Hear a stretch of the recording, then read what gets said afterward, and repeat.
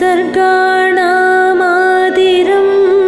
तश्च मध्यं चैवाहमर्जुना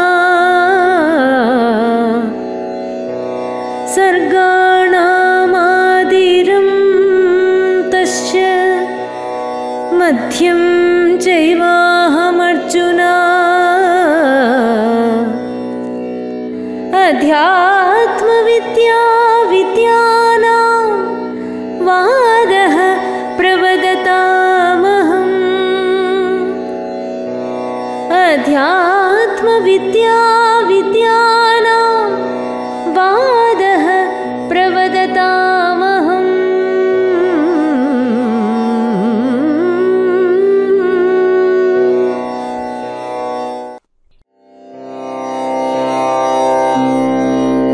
वेदाहं समतीतानि वर्तमानानि चार्जुन वेदाहं समतीतानि वर्तमानानि चार्जुन भविष्याणि च भूतानि भविष्याणि च भूतानि मां तु वेद न कश्चन भविष्याणि च भूतानि मां तु वेद न कश्चन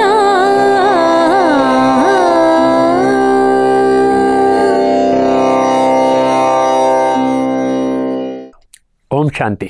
श्रीमद् भगवद गीता में आस्था एवं रुचि रखने वाले सभी भाई और बहनों को सादर प्रणाम। भगवान वाचा तमसोमा ज्योतिर्गमया इस कार्यक्रम में आपका फिर से स्वागत है। परमात्मा या भगवान के असाधारण गुणों के मुख्य विषय पर हमने गीता द्वारा प्रकट प्रमाण या सबूतों के आधार पर पिछले 14 एपिसोड्स में भगवान के 5 असाधारण गुणों पर चर्चा की है।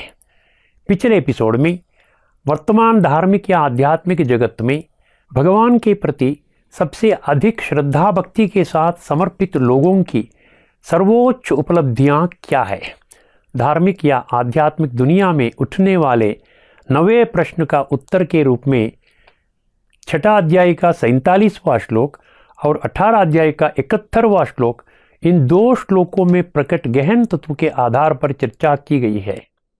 इस एपिसोड में 10वें भाग के रूप में एक भगवान ही ज्ञान का सागर है मुख्य विषय के अंतर्गत ज्ञान सागर परमात्मा या भगवान को और उनसे मिलने वाली स्वर्ग की विरासत प्राप्त करने के लिए स्वयं भगवान द्वारा प्रकट किए गए 2 महामंत्र कौन से हैं। इस अत्यंत गुह्य एवं महत्वपूर्ण विषय पर हम 3 अद्भुत एवं अद्वितीय श्लोकों द्वारा प्रकट गहन तत्व के आधार पर विस्तार से चर्चा करने जा रहे हैं। गीता प्रेमियों को विशेष ध्यान देना चाहिए। इन 2 महामंत्रों के विषय में हम पहले ही 27वां एपिसोड में चर्चा कर चुके हैं।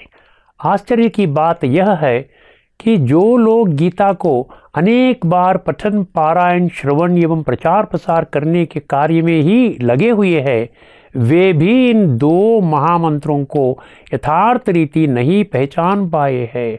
जिस बात को गीता में भगवान ने स्पष्ट एवं पूर्ण अधिकार के साथ प्रकट किया। यह कहना कोई अतिशयोक्ति नहीं है कि जो लोग इन 2 महामंत्रों में भगवान द्वारा प्रकट किए गए तत्व को अच्छी तरह से समझते हैं और अपने जीवन में अनुभव करते हैं, वे निश्चित रूप से भगवान को प्राप्त और अनुभव करेंगे। 145 देशों में विभिन्न धर्म या संप्रदायों से संबंधित 20 लाख ब्रह्मकुमारी साधक इस अनुभव के प्रत्यक्ष गवाह है। उन्हें इस सच्चाई का एहसास होता है और वे अपने जीवन को सुंदर बनाने के कार्य में लगे हुए हैं। कोई भी अपने नज़दीकी ब्रह्मकुमारी सेवा केंद्र पर जाकर इस बात की सच्चाई को जानकर अनुभव कर सकते हैं। और 2 महामंत्र कौन से हैं? मनमना भव और मामेकम शरणम व्रजा। मनमना भव का अर्थ है केवल मुझ परमात्मा या भगवान पर अपना मन केंद्रित करना चाहिए और मामेकम शरणम व्रजा का अर्थ है केवल मुझ परमात्मा या भगवान की शरण लेना है। हम पहले ही 27वां और 15वां एपिसोड्स में इन महामंत्रों को स्पष्ट करने वाले 3 श्लोकों पर चर्चा कर चुके हैं। आइए अब इन महामंत्रों को एक अलग दृष्टिकोण से समझने की कोशिश करते हैं। गीता प्रेमी, गीता प्रचारक, जिज्ञासु एवं भक्त इस बात पर विशेष ध्यान देना चाहिए। इन श्लोकों के 2 महामंत्रों में निहित गहन तत्व पर चर्चा करने से पहले आइए मंत्र शब्द की उत्पत्ति को संक्षेप में समझने का प्रयास करें। आइए देखें कि चैट जीपीटी और गूगल मंत्र शब्द की व्याख्या कैसे करते हैं। सबसे पहले चैट जीपीटी द्वारा दिए गए स्पष्टीकरण पर नज़र डालते हैं। मंत्र शब्द की उत्पत्ति भारत की प्राचीन संस्कृत भाषा से हुई है। यह 2 जड़ों से बना है, मन और त्रा। मन का अर्थ है मन और त्रा का अर्थ है उपकरण या टूल और इंस्ट्रूमेंट। चैट जीपीटी ने यह स्पष्ट कर दिया है कि मंत्र मन को वश करने का एक उपकरण या साधन है।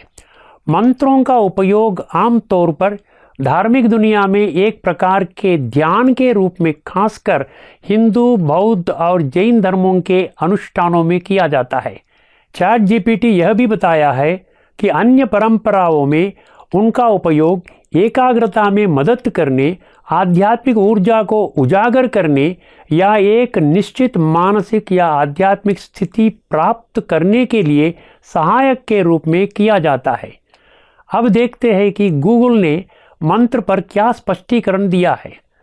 उन्होंने स्पष्ट किया कि मंत्र वास्तव में एक शब्द या ध्वनि है जो हिंदू धर्म और बौद्ध धर्म में ध्यान में एकाग्रता में मदद करता है।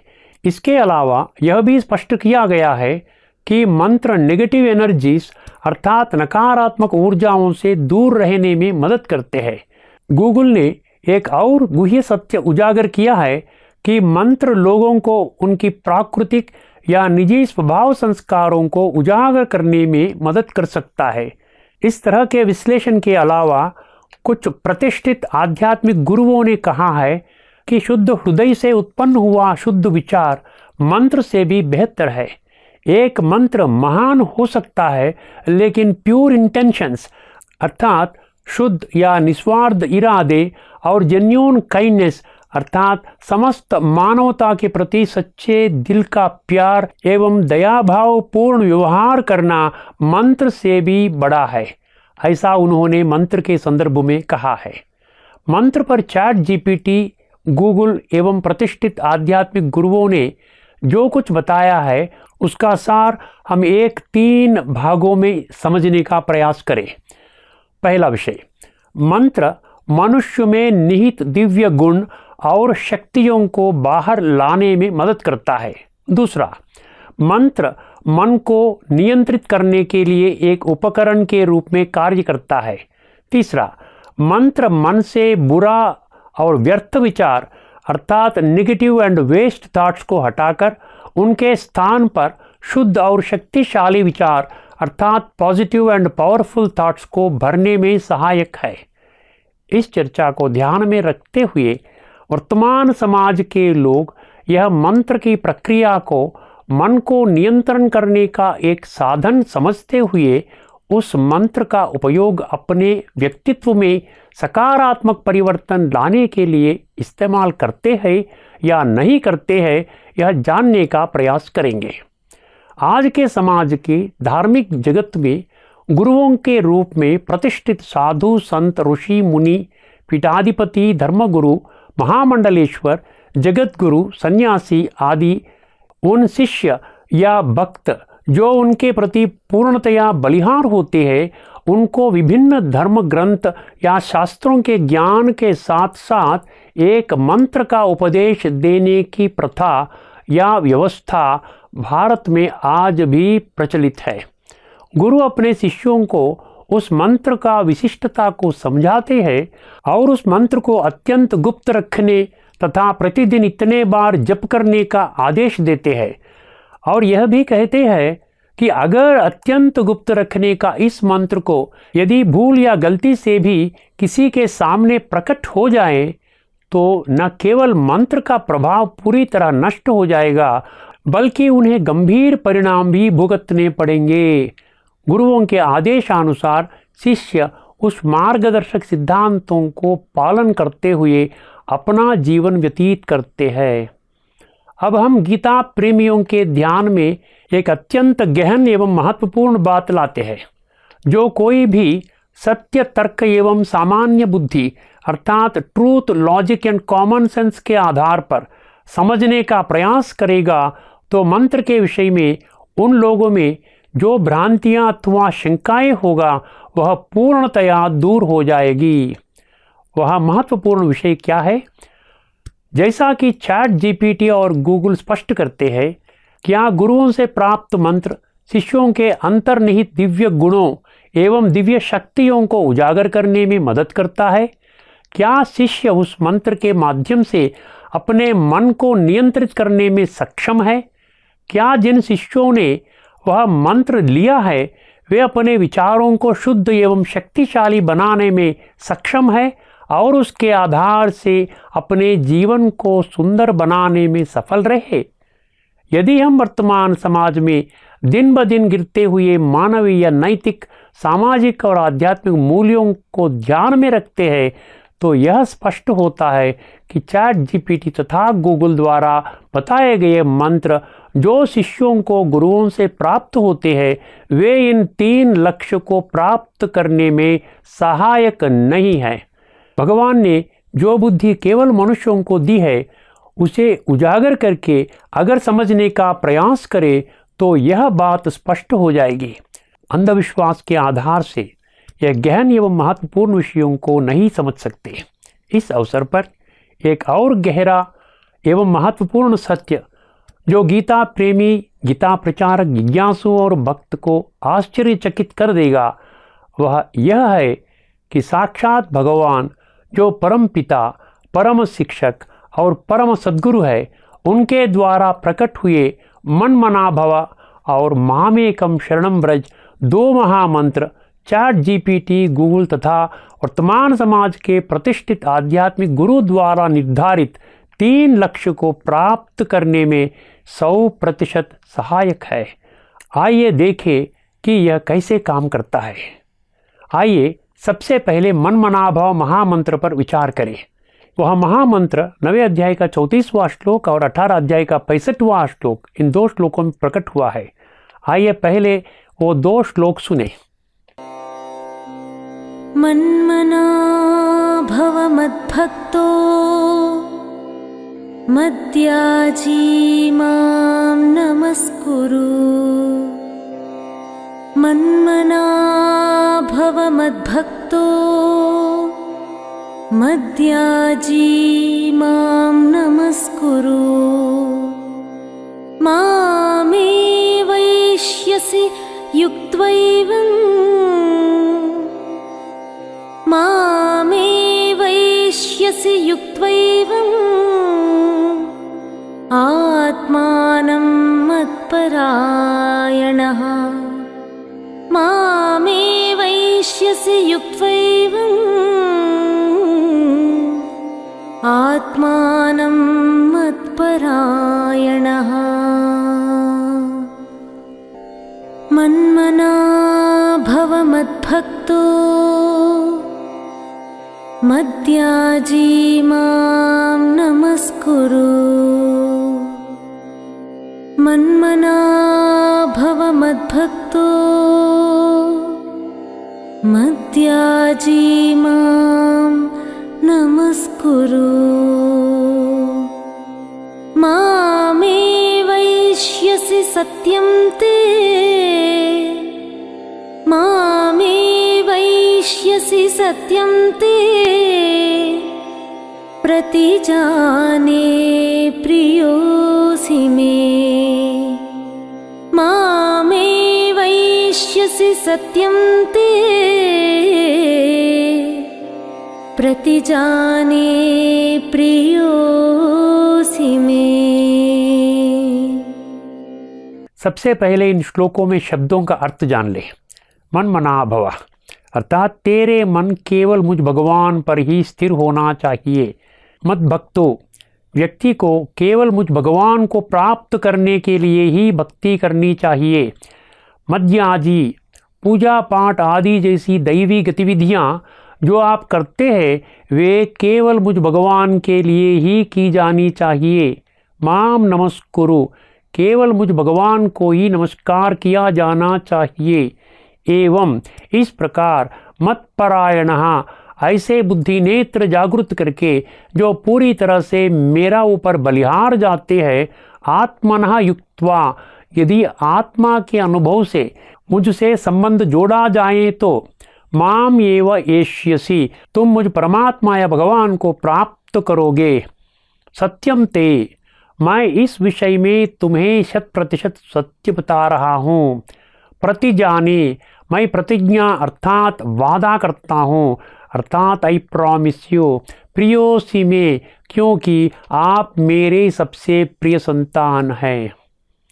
आइए इन दोनों श्लोकों में वर्णित मन मना भव महामंत्र को तत्व के आधार पर समझने का प्रयास करें, क्योंकि 7वां अध्याय का 3रा श्लोक में माम वेत्ति तत्वतः पंक्ति स्पष्ट रूप से पुष्टि करती है कि केवल तत्व के आधार पर ही परमात्मा या भगवान को प्राप्त एवं अनुभव किया जा सकता है। गीता प्रेमी इस गुप्त सत्य को किसी भी परिस्थिति में नजरअंदाज नहीं कर सकते। इन 2 श्लोकों में वर्णित मन शब्द तथा 9वें अध्याय का 34वां श्लोक में वर्णित युक्त्वैवमात्मानं शब्द अत्यंत महत्वपूर्ण है। जो लोग इन शब्दों में निहित गहन तत्व को समझेंगे उन्हें न केवल मन मना भव महामंत्र की विशेषता को जानेंगे, बल्कि वे उस महामंत्र को जीवन में आचरण या अनुभव में लाने का मार्ग भी पहचानेंगे। मन का अर्थ है मन। मन आत्मा की 3 सूक्ष्म शक्तियाँ जो मन बुद्धि संस्कार, उसमें से पहली शक्ति है। मन नामक सूक्ष्म ऊर्जा की पहचान उस प्रकार नहीं की जा सकती जिस प्रकार शरीर के स्थूल अंगों की पहचान की जाती है। इसका एकमात्र कारण गीता द्वारा प्रकट किए गए मूल आध्यात्मिक सिद्धांत की उपेक्षा करना है कि इस ग्रह पर प्रत्येक मनुष्य का व्यक्तित्व स्थूल शरीर और सूक्ष्म आत्मा से बना है। मन और आत्मा के अस्तित्व को पहचानने के लिए, जैसा कि हम पहले ही कई बार आपके ध्यान में ला चुके हैं, तत्वाभिलाषी भक्तों को गीता के 10वें अध्याय का 32वां श्लोक में अध्यात्म विद्या विद्यानाम पंक्ति में प्रकट किए गए गहरे तत्व को अच्छी तरह से समझना चाहिए। गीता कोई एक धर्म की धार्मिक ग्रंथ नहीं है जैसा कि आज अधिकांश लोग सोचते हैं। मन तथा आत्मा जिसका वर्णन गीता में है वह कोई जाति धर्म नस्ल लिंग भाषा देश वर्ण वर्ग रंग रूप आदि से कोई ताल्लुक नहीं है, क्योंकि वह इस पृथ्वी पर मौजूद 800 करोड़ लोगों में है। इसीलिए यह पंक्ति स्पष्ट रूप से सिद्ध करती है कि गीता सर्व मनुष्य आत्माओं के लिए एक अद्भुत एवं अद्वितीय आध्यात्मिक ग्रंथ है। इस प्रकार जो आध्यात्मिक विद्या और धार्मिक विद्या के बीच अंतर को पहचानते हैं, केवल उन्हें ही इस पंक्ति द्वारा प्रकट गहन तत्व को समझते हैं। केवल वे ही जो मैं आत्मा हूँ और यह शरीर मेरा है, जो गीता के माध्यम से स्वयं भगवान द्वारा प्रकट आध्यात्मिक मूल सिद्धांत के अनुसार स्वयं को आत्मा के रूप में अनुभव करते हैं, केवल वे ही भगवान को प्राप्त और अनुभव करेंगे, जैसा कि इन 2 श्लोकों के माम एव एष्यसि शब्द स्पष्ट रूप से पुष्टि करते हैं। धार्मिक और आध्यात्मिक दुनिया में भगवान को प्राप्त एवं अनुभव करने के लक्ष्य रखकर जो भी दैवी गतिविधियों का आयोजन करते हैं, वह सब मुझ भगवान के लिए ही किया जाना चाहिए। ऐसा मन मना भव मद भक्तो मद्याजी माम नमस्कुरु मत्परायणः शब्दों द्वारा स्वयं भगवान ही जोर दे रहे हैं। भगवान ने ऐसा क्यों कह रहे हैं? यह गीता प्रेमी तथा गीता प्रचारक बुद्धि नेत्र जागृत करके सोचना और समझने की विषय है।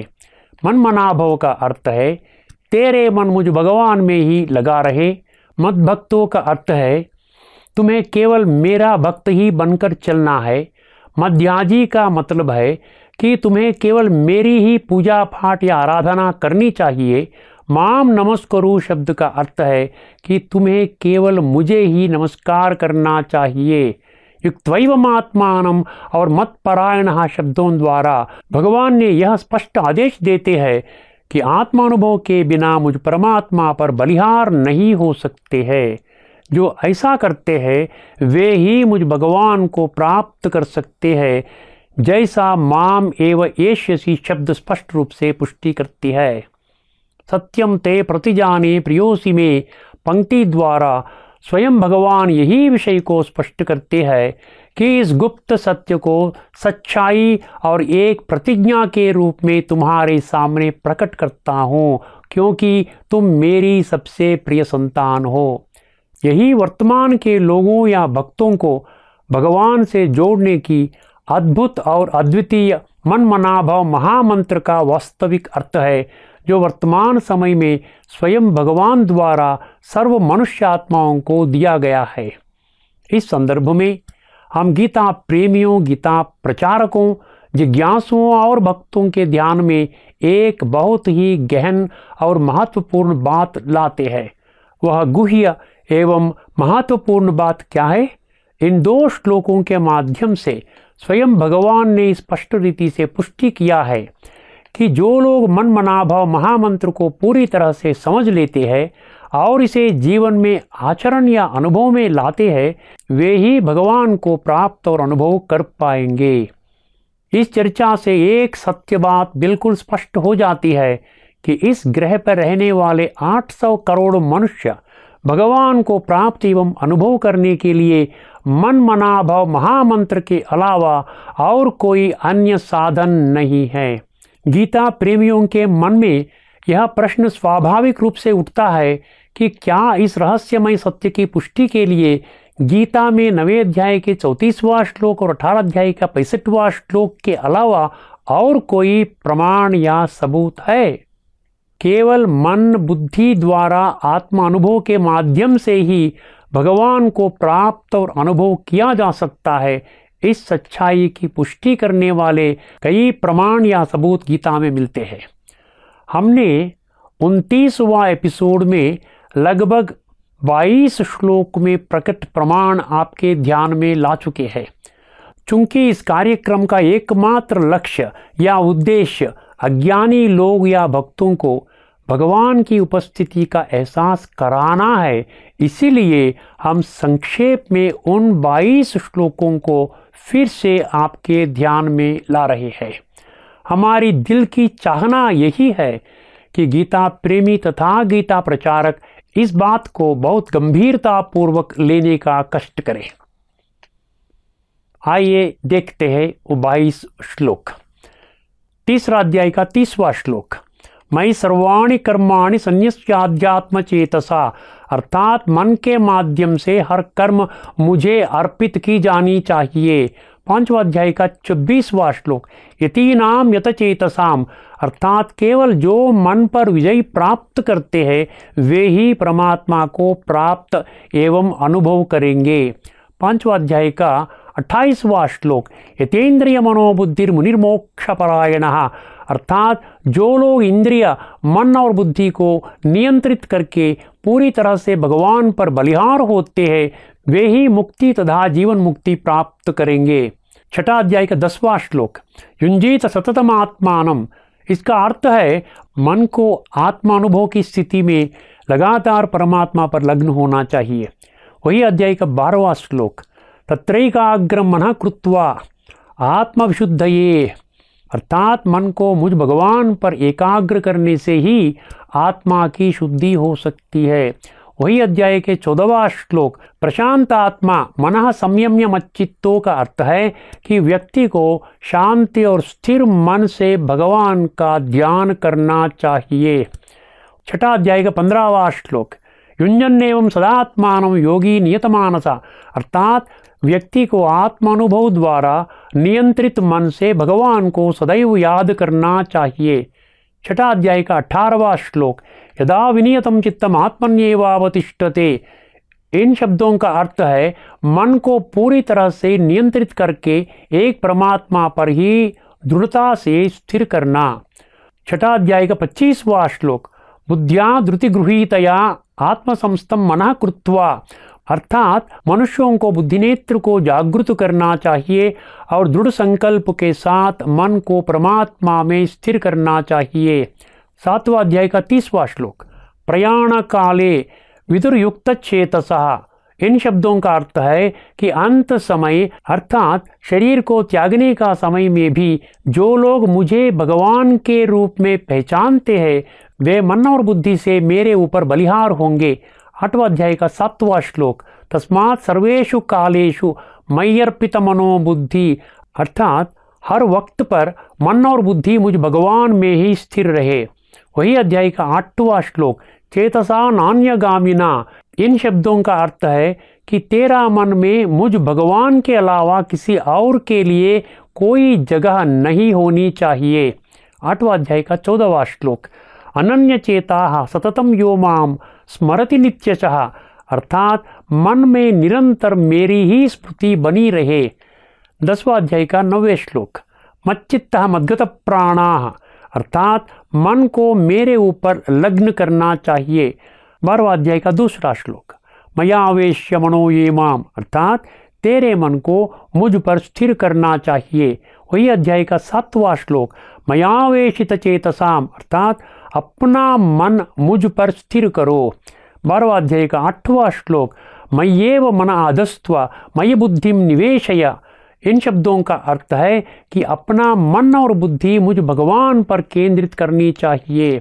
वही अध्याय का 9वें श्लोक, अतचित्तम समाधातुम न शक्नोसि मयि स्थिरम, अर्थात यदि तू अपना मन मुझ में स्थिर करने में समर्थ नहीं है तो। 12वां अध्याय का 11वां श्लोक, तथा कुरु यथात्मवान। इन शब्दों का अर्थ है आत्मिक अवस्था में स्थित होने का अभ्यास करना। 12वां अध्याय का 14वां श्लोक, मय्यर्पित मनो बुद्धिर यो मद भक्त समीप प्रिय, अर्थात जो भक्त मन बुद्धि मेरे को अर्पित करते हैं वे मुझे सबसे प्रिय है।